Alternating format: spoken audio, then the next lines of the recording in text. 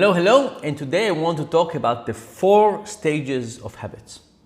But before we get into habits, there's a question of why do we want habits? What do they do for us? So there's all kinds of things that we would like to do.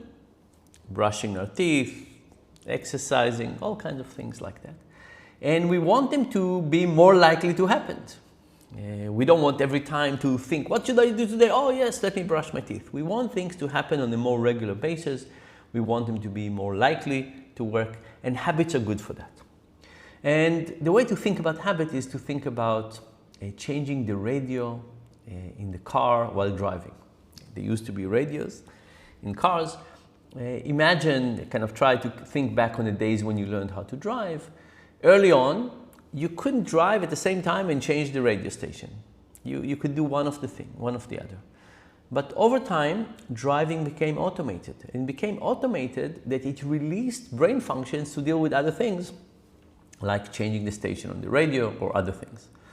Right now, we have a little bit too much spare capacity, and we check our phones and do all kinds of things that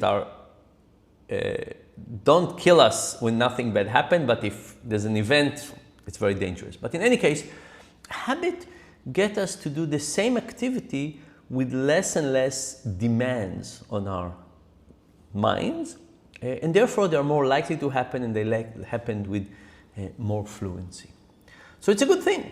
It's a good thing. If you want to get something to be more likely to happen, habit is a good path to do it.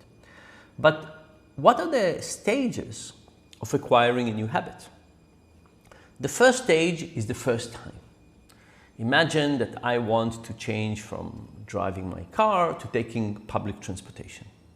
And I want that when I wake up in the morning and I think about how I'm going to go to work, I'm not going to think driving, I'm going to think public transportation. It's going to be the immediate thing. The thing I'm not thinking about, the path of not thinking, the routinized path is going to be the public transportation. We have the first time. The first time is the toughest. We have to figure out the most things. So if we want to motivate people or to motivate ourselves, the first time is the most important one. After the first time, there's the next, let's say, 40 times. It's different, but different activities, but first time it's very tough. Lots of new things to figure out. Where's the bus station? What's the bus station route? And so on. After that, we have a period of, let's say, 40 times in which the thing gets consolidated. It's become easier and easier. We pay less and less attention and so on until it's a habit. And then there's the third period in which it's kind of release and go. It just happens automatically. So we need to put lots of effort for the first time. We need to put some effort for the next 40 times. And after that, we can release and the activity will take care of itself. It will just continue.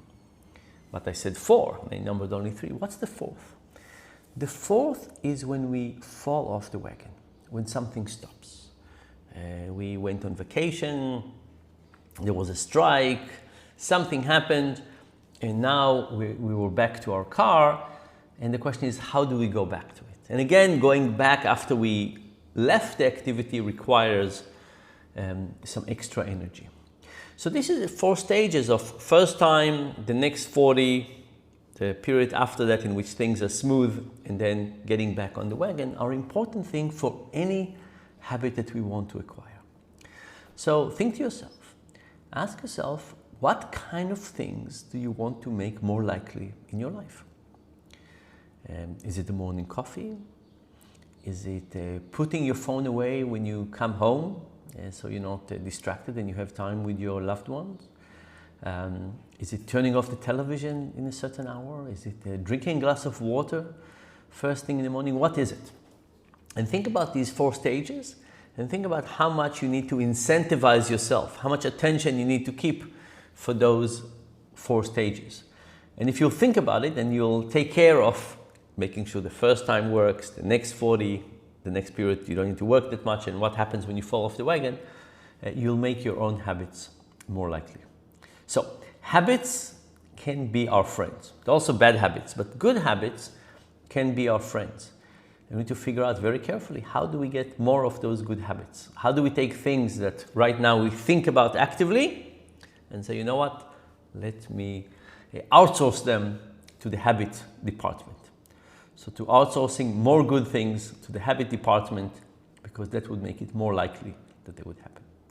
All the best. Bye for now.